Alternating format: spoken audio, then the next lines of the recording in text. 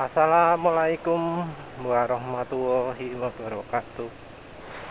Kali ini penulis akan bahas dua topik ya. Yang pertama adalah angka kecepatan 132 km per jam di PCX 160 waktu diuji top speed. Yang kedua adalah kelemahan dari mesin dyno Axis yang dipakai TDR dan Alfa Jaya motor.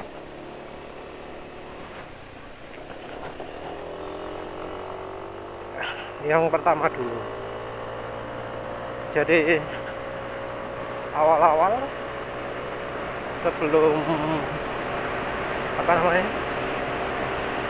sebelum PCX mulai diperkenalkan, itu kan ada video yang yang memperlihatkan top speed PCX 160 mencapai 132 km per jam.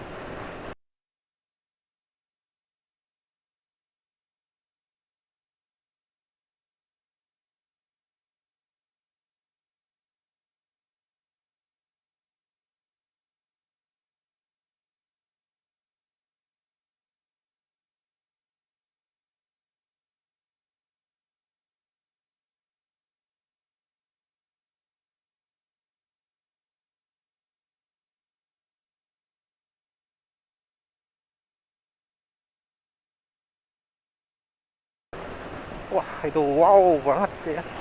Wow banget.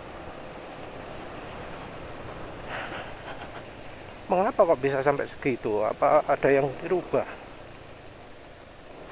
Kalau dari sisi ECU katanya sih enggak. Jadi ada video lain yang menunjukkan bahwa kecepatan dari PCX 160 waktu digeber setempat itu 131.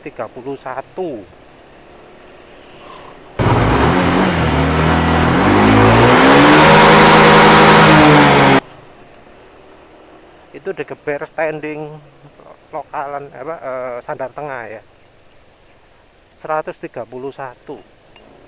Padahal kalau yang versi Indonesia maksimalnya 124.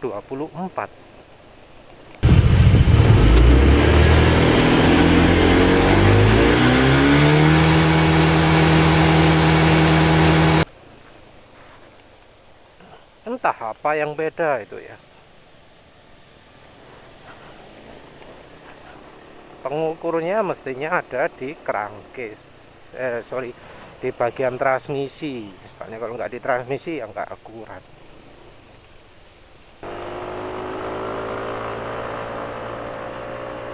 Karena tempatnya di transmisi, maka kemungkinannya ada tiga sih ya. Yang pertama, limiternya beda. Yang kedua, tenaga mesinnya beda. Yang ketiga, rasio transmisinya beda.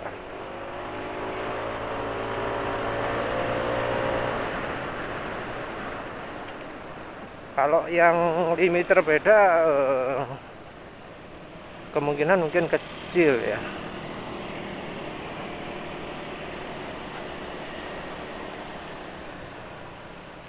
Bisa aja sih ya, memungkinkan sih semuanya.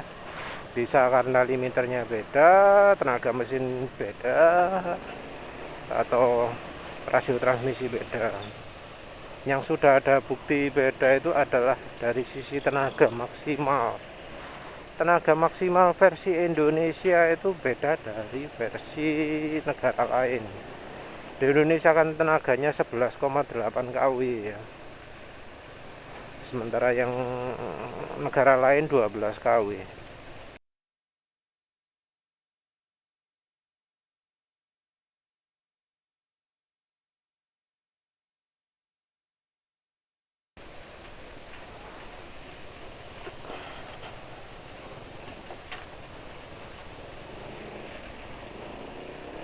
Beda itu aja mestinya ya nggak bisa buat apa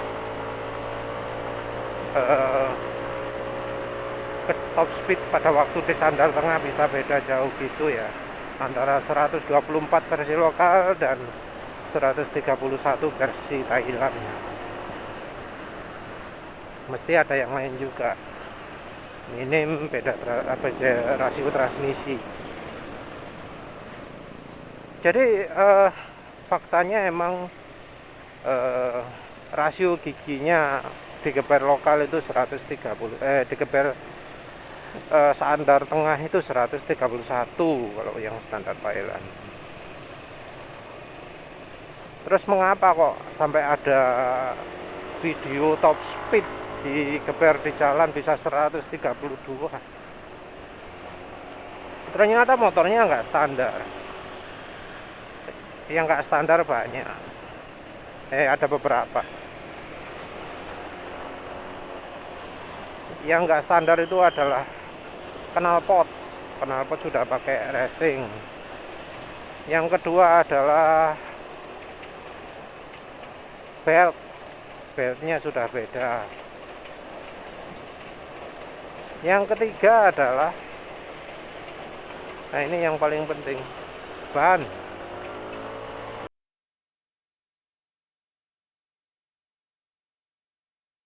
So itu yung ginamit natin mga ka-Thailander, naka 17 na. Bannya sudah diganti ban cacing.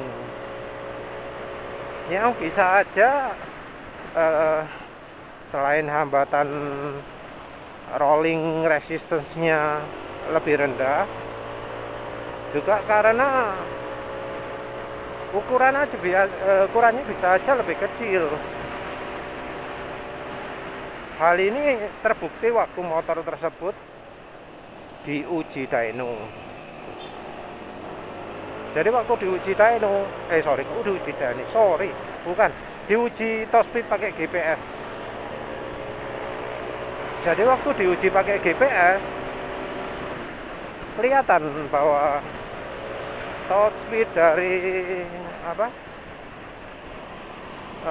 PCX 160 Thailand tersebut 115 GPS.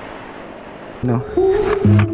And front disc-nya standard pero naka 116. So GP Disebutnya sih 115 sampai 116. Tapi namanya GPS ya penulis sampai rata-rata aja lah. 115 GPS.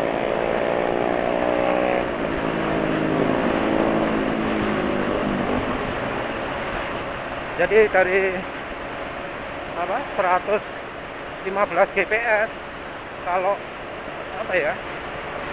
kalau kita translasikan ke speedometer versi Indonesia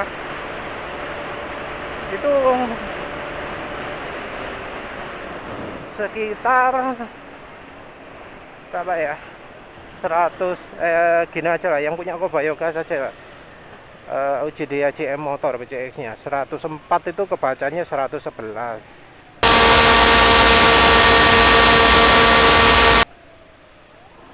Terus 117 itu GPS nya berapa sih? Yang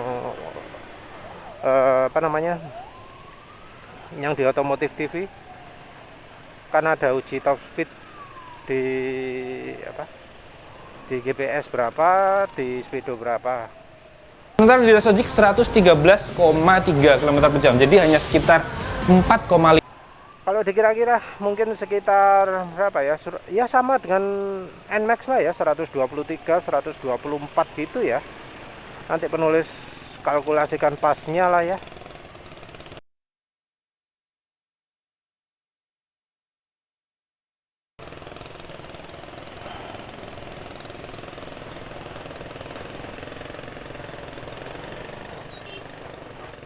Jadi ya sekitar segitu.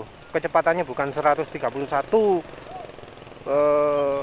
tinggi gitu ya, yang kalau di GPS ya kira-kira 100 berapa, kalau 131 mungkin ya 121-an gitu ya harusnya ya di speedometernya, di GPS-nya. Kalau beneran 131 atau 132 km per jam di speedo, mungkin di speedo 121 122 gitu mungkin ya.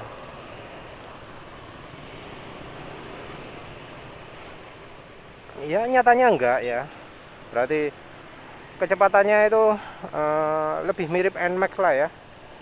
Itu buka knalpot, ganti belt, ganti ban yang lebih cengkring, ganti ban drag ya.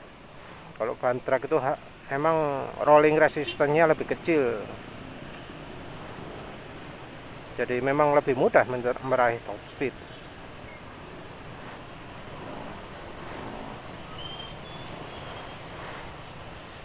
Karena rolling resistance lebih kecil ya remnya juga nggak pakem, namanya rolling resistance kecil kan.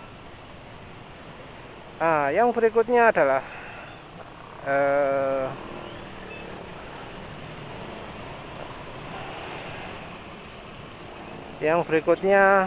soal mesin dyno. Jadi Kok Biogas beberapa hari kemarin posting tanggal berapa? Tanggal 5 Maret ya. Posting posting soal dynonya BCX 160. Yang mengejutkan di dyno tersebut top speednya cuma 110.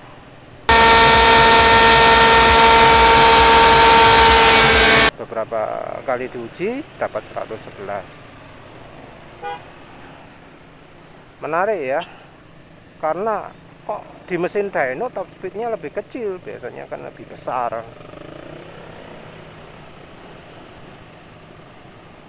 Jadi mesin dyno Axis ini terkenal dengan keunggulannya yang bisa mensimulasikan hambatan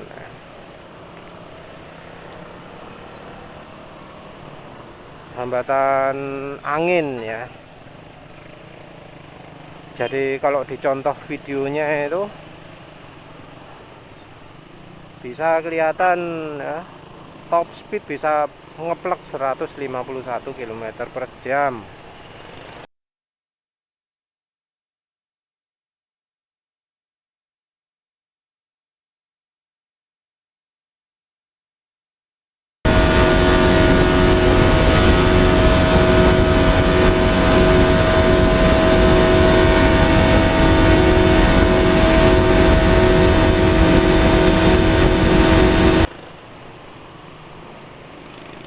Sama persis.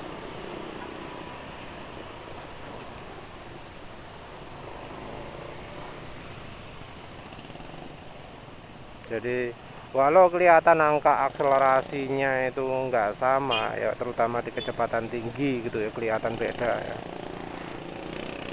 Tapi di top speednya bisa sama. Ya namanya mesin dyno kan ya. Bisa dapat top speed sama itu disebut hebat ya.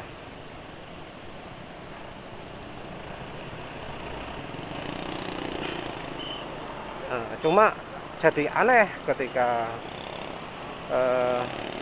PCX 160 dites di mesin dyno, top speednya jauh lebih rendah.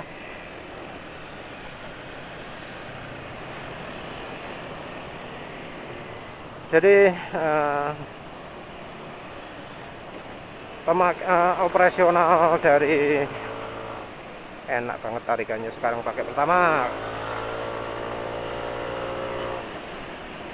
Jadi dari mesin dyno Axis ini ada dua yang membuat dia unggul dari mesin dyno lain.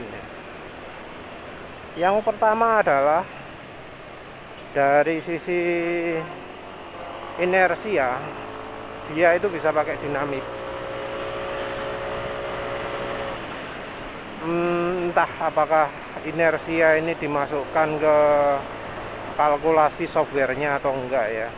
Mestinya harusnya iya. Jadi di software itu ditentukan ada berapa ya inersianya. Inersianya dari mesin dyno ini bisa bervariasi.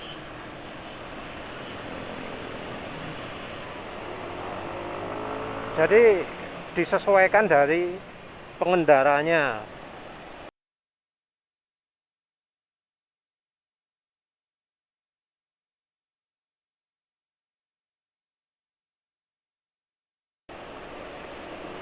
Kalau pengendara plus ridernya 200 kilo, maka harus diberi beban 200 kilo.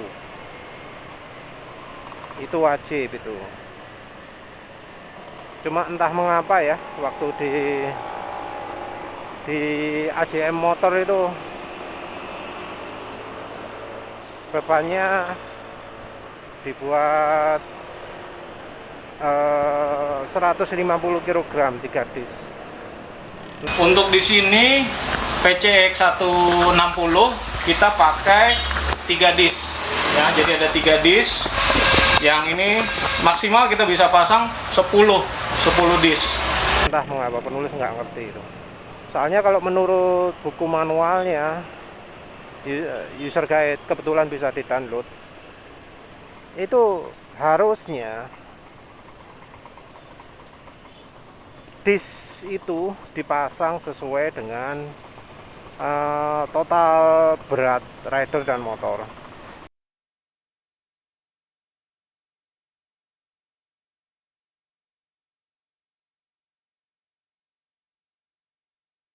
Jadi di AJM motor dikasih 3 disk, katanya beratnya 150 kg. Sementara yang di buku manual disebut butuhnya 4 disk, total 208 kg. Beratnya Kobayo Gas adalah 70 kg, 71 lah ya, 71 kg. Penulis nggak yakin beratnya segitu ya. Soalnya penulis saja 75 kg dan merasa badannya ya nggak segemuk Kobayo Gas. Ya wis.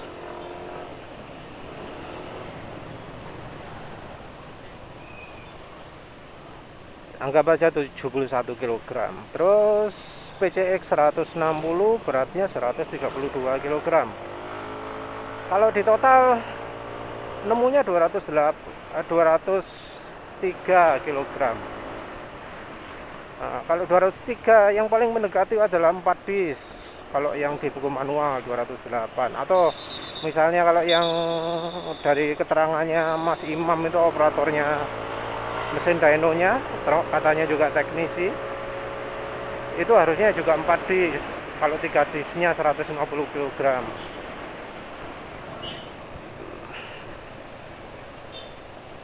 Entahlah wis. Kok beda ya antara yang keterangan AJM dengan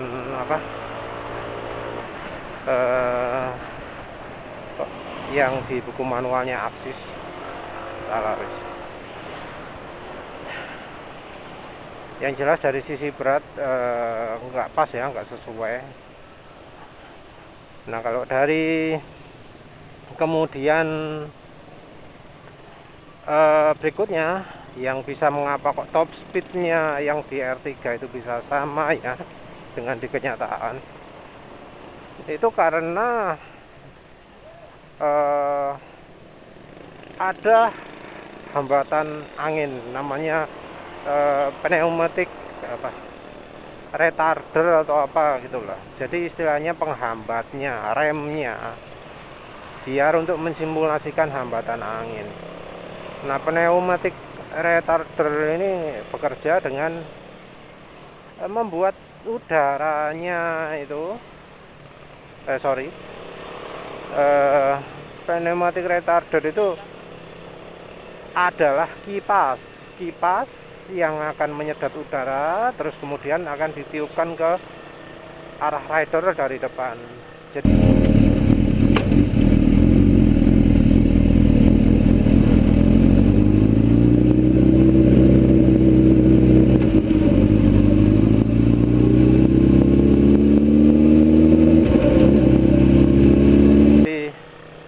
dia itu menggunakan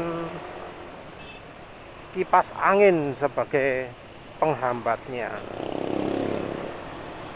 Jadi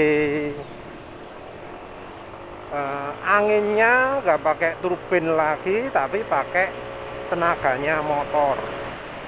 Tenaga motor dipakai sebagai penggerak kipas anginnya. Hasilnya adalah angin yang mengarah ke rider itu kecepatannya sama dengan kecepatan motornya ya, karena anginnya ditiup sesuai dengan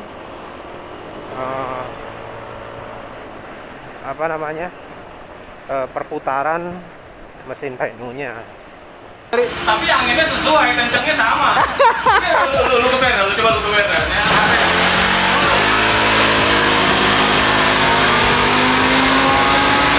Oh iya bener, sesuai coy.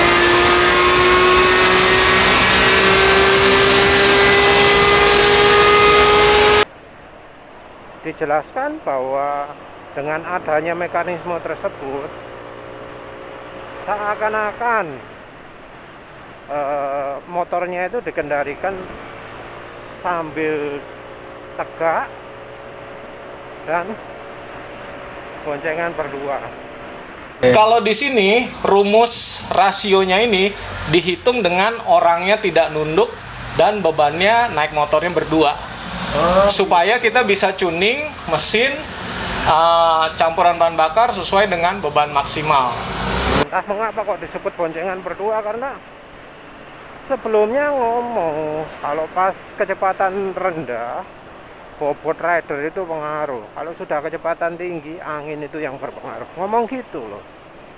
Pendapat itu sebenarnya sesuatu yang penulis setujui, tapi kok ngomong hambatan anginnya ada hubungannya dengan boncengan berdua, itu yang penulis nggak ngerti.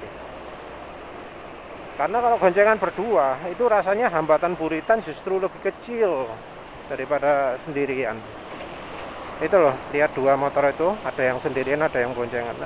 Nah kalau yang sendirian angin dari belakang itu bisa maju ke depan lagi.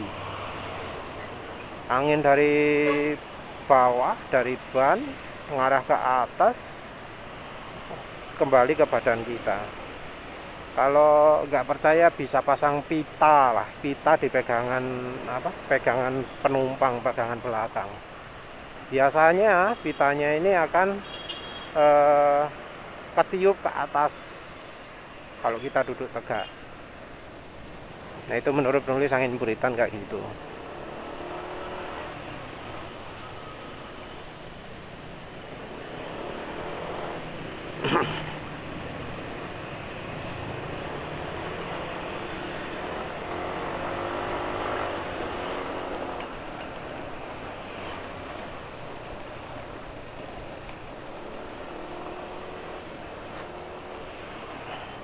Nah ini aneh ya,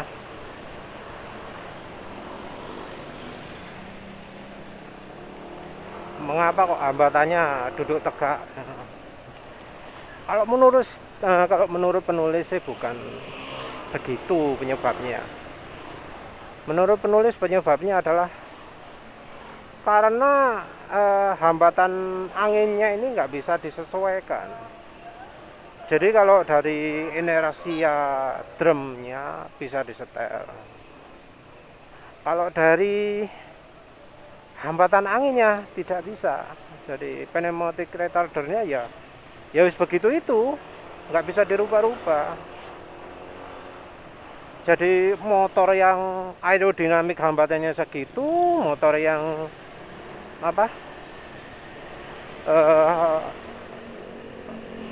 bodi mukanya besar, terus ridernya tegak, ada windshield segala, ya segitu. Padahal kan harusnya aerodinamika motor itu beda-beda ya. Tapi sama mesin dyno itu disamakan semua. Oleh karena itu angkanya nggak begitu valid. Kalau menurut penulis ya, lihat demo videonya R3, rasanya hambatan angin itu disetel sama dengan hambatannya R3 kalau pas jalan kencang. Itu pun kalau kita lihat video ya, akselerasinya antara yang real life dengan yang di mesin dyno itu kan beda ya, kelihatan lah.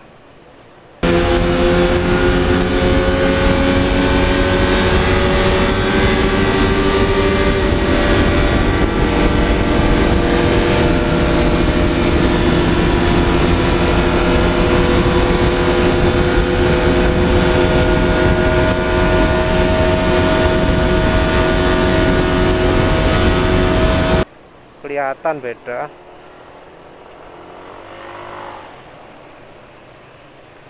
Nah, yang beda itu yang apa namanya? Yang membuat angkanya jadi nggak akurat. Soalnya gini ya, di real life itu ada yang motornya standar, ada yang sampai dipasangi windshield. Jelas ya, kalau kita lihat adu dyno, motor yang dipasangi windshield lebih gede itu pasti lebih lambat. Cuma kadang aneh ya, si ridernya nggak sadar, kenapa kok motorku lambat, padahal dia pakai windshield tinggi banget segini gitu. Kok bisa lambat motorku ya, nggak sadar bahwa itu terjadi karena windshield.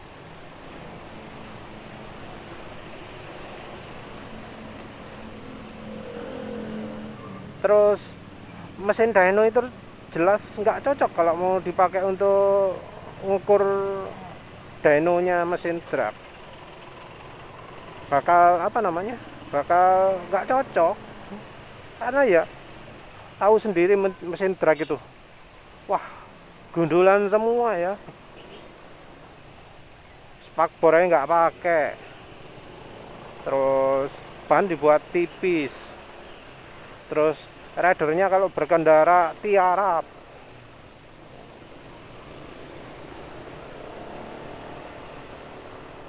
Ya tentu aja kan nggak cocok.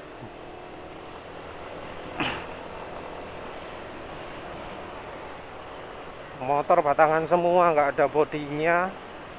Kok ridernya tiarap? Kan hambatan anginnya kecil sekali.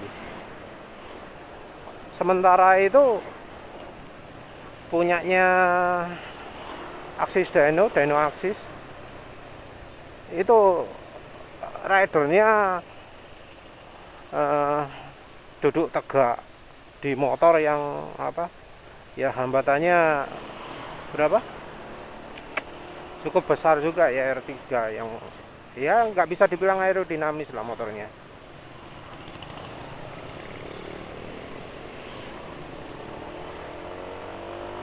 Ya itulah kelemahannya mesin dyno Axis. Selain itu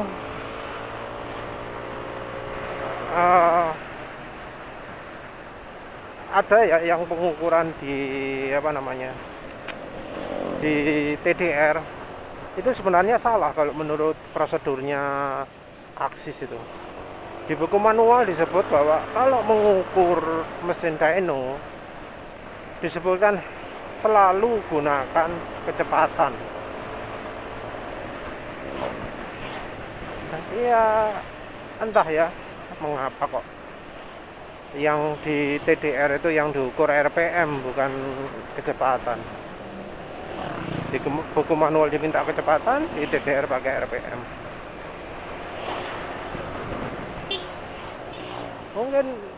Mungkin karena top speednya nggak akurat itu ya, mungkin sehingga RPM yang dipakai.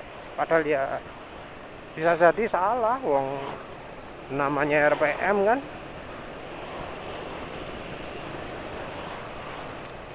Jadi nggak sesuai dengan kenyataan dynonya.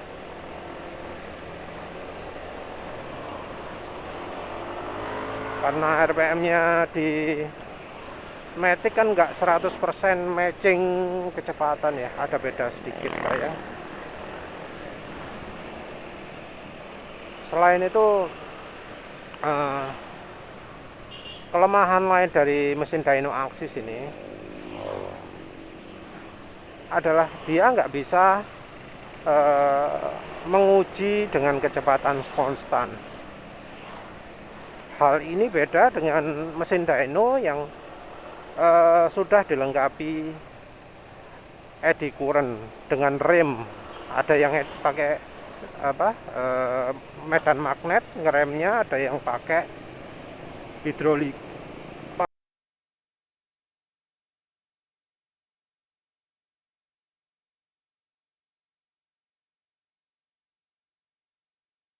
Pakai hidrolik, ya ada kelemahan masing-masing. Tapi yang jelas mesin dyno untuk motor itu ada yang kalau buatan Dinojet, buatan Dynamite, buatan apalagi Dynasport, itu kan ada model tanpa eddy current yang cuma nguji inersial tok, akselerasi tok. Penulis sudah jelaskan sebelumnya. Ada yang bisa pakai eddy current.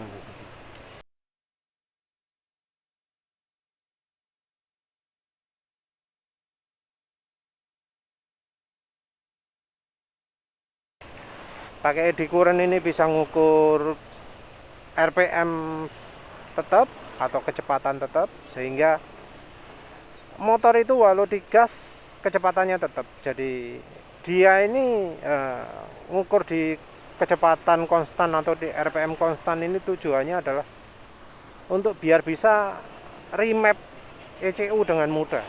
Jadi kan kecepatannya konstan, RPM-nya konstan. Jadi yang tuning ini bisa ngatur gas 10% tenaganya berapa, gas 100% tenaganya berapa. Juga bisa ngatur bensin maksimal, ngatur pengapian, sehingga tenaga pada RPM tersebut bisa maksimal juga. Ini penting untuk tuning ya. Jadi untuk engine remap itu sangat penting ya.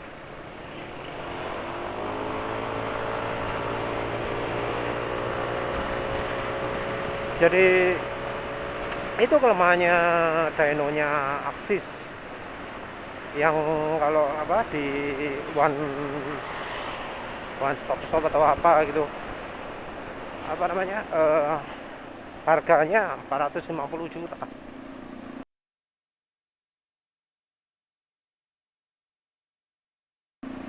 Mahal ya. Mesin dynonya BRT yang sepertinya memang mengandalkan hanya inersial saja, untuk akselerasi saja, 75 juta kalau nggak salah. Walau ada mesin-mesin dyno lain yang harganya cuma 15 juta ya, seperti penulis jelaskan sebelumnya. Jadi ada dua kelemahannya dari mesin dyno Axis itu. Yang pertama adalah dia memang bisa mensimulasikan hambatan angin, tapi hambatan angin ini nggak bisa disetel, nggak kayak inersialnya yang bisa ganti-ganti disk ya. Kalau disknya diganti, maka berat motornya bisa diperkirakan. Terus yang kedua, nggak bisa ngukur kecepatan RPM konstan ya, atau kecepatan atau RPM konstan. Padahal ini perlu kalau mau engine map. Nah, masalahnya di mesin dyno lain penulis nggak pernah lihat gitu menjalankan motor pakai kecepatan konstan. Jadi kayaknya di mesin dyno lainnya walau mengaku ada eddy current-nya juga nggak dipakai. Padahal kalau dyno 250, kalau remap 1 juta ya biayanya. Wah, gak kena HP lah. Sudah begitu saja, terima kasih sudah menonton. Assalamualaikum warahmatullahi wabarakatuh.